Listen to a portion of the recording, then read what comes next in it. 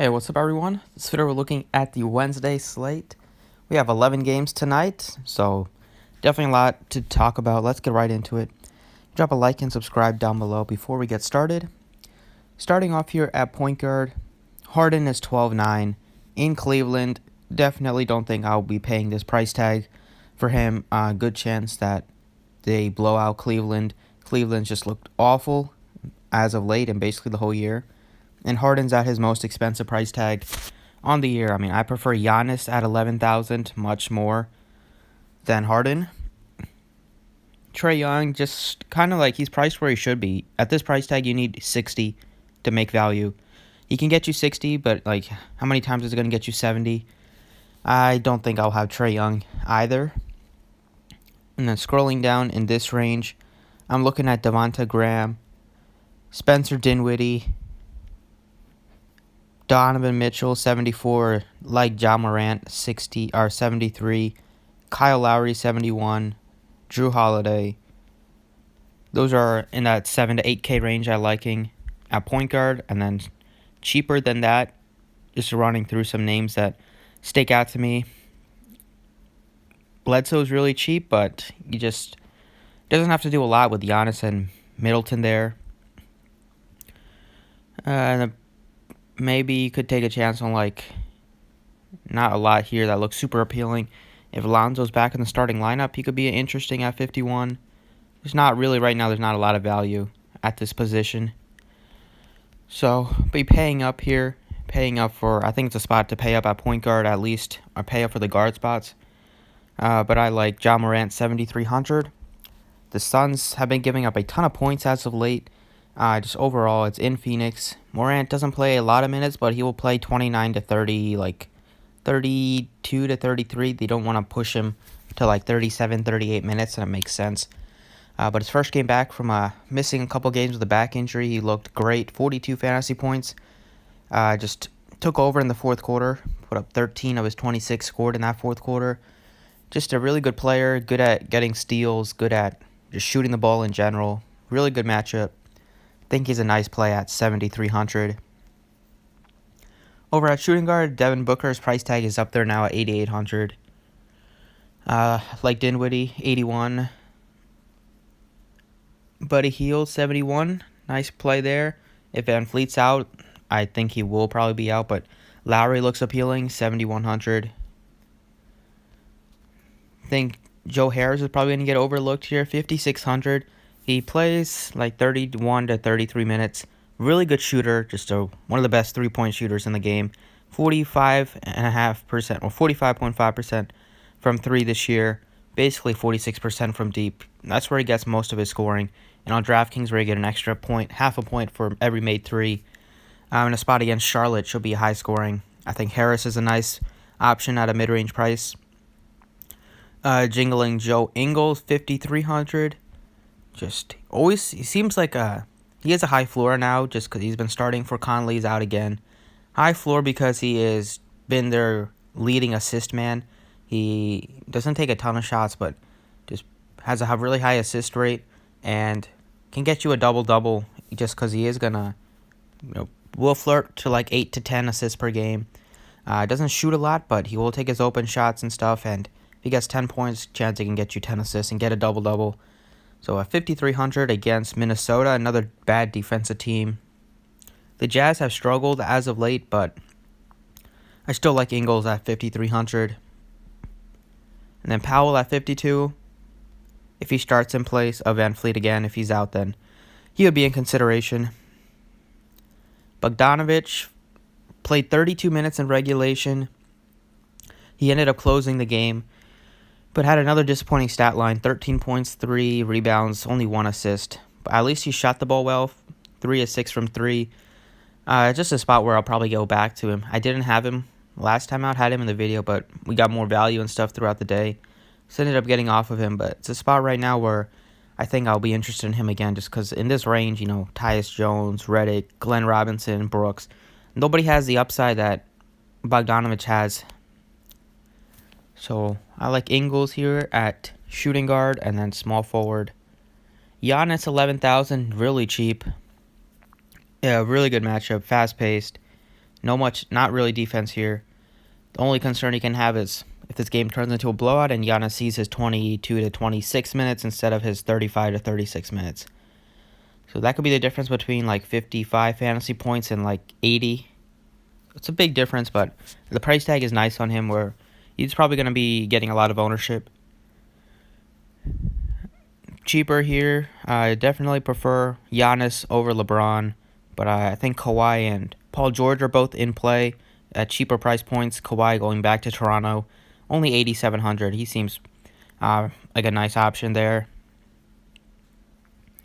In the mid-range, I like Chris Middleton, 6,400. Just super consistent. You know what you're going to get with him. You're going to get a guy that is a really good shooter. He gets rebounds, decent at getting some assists, pretty decent usage rate behind Giannis. On the team, the second best option. Nice price point at 6,400. And then I'm liking Gallinari, 64, Bogdanovich, 61. And then under 6,000, Hayward at 57. Put up 27 fantasy points, only had to play 26 minutes as they won by just a boatload of points against Cleveland. In close games, you will see 34 to 35 minutes, so still at a nice price point at 5,700. Just a pretty slow matchup, though, against Indiana, but the price tag on him is definitely appealing. And then Bridges, he's played 38 minutes the last two games. It's another spot where he should have to play quite a bit of minutes because Batum left the game, didn't return, and then Marvin Williams has missed. Don't know if he's going to be back in this one. But if they're missing those two, then Bridges should see 30, 35 plus minutes once again, and he's at a pretty nice price point. But Bogdanovich, 4,800, just take a chance on him again. It's hard for me to believe that he's never going to be the type of player he was just from a little bit of an ailment. He's been better. At least the minutes are up on him, which is what you want to see. He's not playing 21, 22. He's played 28 and 32. And on the year, he's still averaging a point per minute. So if he gets 30 minutes, chance he can put up close to 30 fantasy points at a sub 5K price tag. And we know without Fox, his ceiling is there to put up, like, he's put up 50 a couple times without Fox in there already this year. Over at power forward, Sabonis at 8,200. Decent matchup against Boston. I mean, they play pretty small. They're a good defensive team, but you can attack them with the rebounding the basketball because they play small. So he'll probably be defended by Jason Tatum. Definitely an advantage there. Cheaper here. Prince is at 66. We're not getting much value on the price tag, although I think he's a good strong bet to put up like 30 to 35 fantasy points. Jaren Jackson, 6,300. Decent option. I mean, Kevin Love is down to 6,000. They've just been terrible and just been getting blown out. He's going to get traded very soon. Don't know how motivated he is now, but this price tag is just so cheap on him that, he can put up 45, 46 fantasy points if he's hitting his threes. Just wasn't hitting his shots. 1 of 7, 3 of 12 last time out. So, it's not a lot at the top that really sticks out at power forward if you're not paying up. But there is a value guy that I kind of like right now, and that's Favors here at 4,800. He's going to be back after missing about like 12 games from the death of his mother, but he is on track to play. Don't know if he's going to be on a minutes limit or anything. I doubt it because he wasn't dealing with an injury. It was just a personal matter. He was taking part in some practices, so at least his conditioning was in shape. And at this price tag, he's just really cheap. Definitely think that they're kind of done with Okafor, who struggled lately, and then Hayes is just he's a decent option, but he's not ready right now on the defensive end. So Favors 4,800 against Milwaukee. The Bucks have been giving us some big scores, 2 centers this year, and if Favors can play 29 to like 32 minutes, then I have no question that he will put up a solid fantasy score at 4,800. And then over at center, Capella's at 8K, decent option against Cleveland. Only concern is blowout risk. I like Gobert quite a bit, 7,700. He's been solid as of late, 31, 33 minutes. Both games got out of hand late, so he would have played like 35 minutes in each. He hasn't gotten any steals or blocks the last 2 games, which is something that you can usually count on for a guy that's averaging 2 blocks per game on the year. So if he had a couple blocks and steals in there, if you give him like 3 total, he would be getting like 47, 48, getting close to 50 fantasy points without Conley in there playing good minutes. Really good matchup against Karl Anthony Towns, not known for his defense on the road. Gobert at 7,700 is pretty appealing. Then I like Valanciunas at 7K. Only thing you can worry about a little bit is now that Clark is back. Clark is expected to be back at 4,700. He'll probably take some minutes away from Valanciunas. So I still think Valanciunas will get his like 27 to 20 to like 32 minutes, but it's not like they need him to go out there and play every minute that he can, and they haven't really been willing to give him a ton of minutes. But 7K against Phoenix, really cheap price tag on a guy that's just a point per minute monster. Cheaper options like Adams 65, decent play. And then maybe Robinson at 58, but that's kind of like a tournament play. And then you could take a chance on like Zeller here. 4,600 against Brooklyn, really good option. He's coming off the bench, so you're not going to get him to play 30 minutes. He played like 22 to 23. Biyombo has been starting, and he's been playing well, so at 3,700, he could take a chance there if you want. But I'm liking Gobert at 7,700 just for expecting a close game. I'm expecting a game that the Jazz will finally be able to score some more points here, and the Timberwolves have been giving up. They've been bad defensively in all aspects. Should be a spot where the prices on Ingles, Gobert, Mitchell, they're cheap. I think they can bounce back here in this one. And then last but not least, Spencer Dinwiddie, 8,100. Just like the matchup against Charlotte, really good spot for him. He's been playing 34 minutes, 35 minutes, expecting a close game. He can get you a double-double with the assists. Number one option, scoring the basketball, number one facilitator on the team right now without Irving, who's going to miss again. So another spot where you should be able to put up 40 fantasy points with relative ease. So that's kind of it for Draftkings. Let's get over to Fanduel. So starting off here at point guard, Rubio's at 8K here.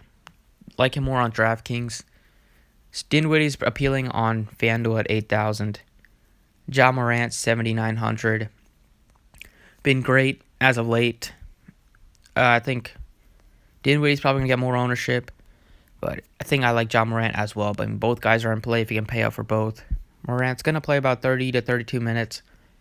Before he got hurt, he was balling out. And it's a really good spot against the Suns. So I don't think he'll be too popular as well either. Shooting guard, I'm looking at like Devin Booker's at 8,700. Really good matchup for him. The price tag is up there, though. You need him to get you close to 50. I think you can go down to like Devonta Graham again is super appealing on FanDuel like he was last night, where he put out 47 fantasy points. Just 7,700 for him when you have, Booker at $1,000 more. Russell much more expensive. I just like Devonta Graham. The matchup is solid. Price tag is really cheap. He has 50-point upside. At small forward, Giannis is at 12K. That's where he kind of should be. He's still a little bit underpriced. If you're not paying up for any of the studs here, in the mid-range, I think you can go to Bogdanovic, Taurean Prince, 6,300. Joe Harris, once again. Bridges is only 51. Ingles is 5K. Kind of liking Ingles here. Again, his price tag went up a little bit, but that's another good spot for him in close games. He's going to play 35 minutes, and he's been pretty good defender, getting 7 steals the last 2 games. Don't know if we can always count on that, but you can count on his assist rate and scoring a few points at least. Hopefully he'll take more than 10 shots. This is a pace-up spot. Should be a lot of scoring for the Jazz side, and still at a nice price point at 5K for a guy that will have a lot of assist upside and can score. And if he gets hot from 3, then he can put up 40 fantasy points easily. Power forward here, at the top, Sabonis is pretty appealing at 9K. Still like Leonard, but he's not going to play. He hasn't played like 34, 35 minutes in any of the games, really.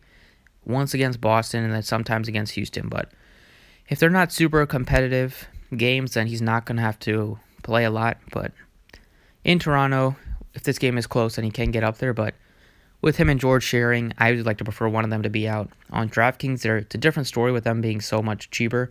But on Fanduel at 9,600, I need like 60 from Leonard. But I'm liking Sabonis at 9K. I like Jared Allen.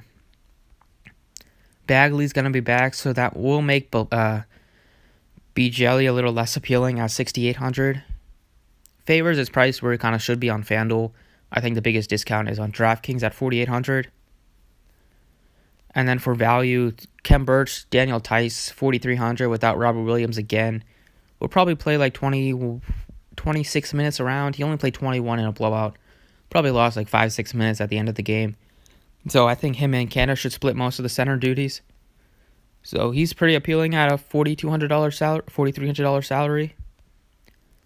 But if I'm paying up, it's probably going to be for Sabonis at 9K. Just been great all year, been really racking up the rebounding. He's a power forward that plays center because Miles Turner kind of stays away from the basket. He's not been getting his rebounds. He's not a good rebounder for a center, and Sabonis has been swallowing up all the rebounds. Against the Boston Celtics, he should be able to have another big rebounding game, and close game, he should play like 35 to 38 minutes. And then at center here, I think Rudy Gobert is appealing again on FanDuel at 8,000. Cheaper options, maybe Adams 7,100. Turner's only 6,300, but he's been such a hit or miss player that it's tough to put all your eggs on him. And then if you want to go cheap, you could go Zeller or Biyombo at 3,900. But right now, I like Rudy Gobert. I think that's a spot where he's going to bounce back. The team needs a win desperately. He has big-time upside, especially on FanDuel if he gets a big block game. And it's a spot where he can rack up some blocks with, Jeff Teague likes to drive, Wiggins likes to drive. So this is a spot where I could see him get multiple blocks. And he's going to play a lot of minutes here. They're going to need him to defend Karl-Anthony Towns. So long as he's not in foul trouble, I think he can put up like 50-plus here. He definitely has the ability to put up 50-plus in this matchup. And the floor is pretty high on him, like in the 35 to 38 range. So that's it for today. That's what I'm liking. I'm sure we'll get a lot of injury news throughout the day that changes things up. But thanks for watching. Appreciate it. Drop a like if you enjoyed, and good luck today.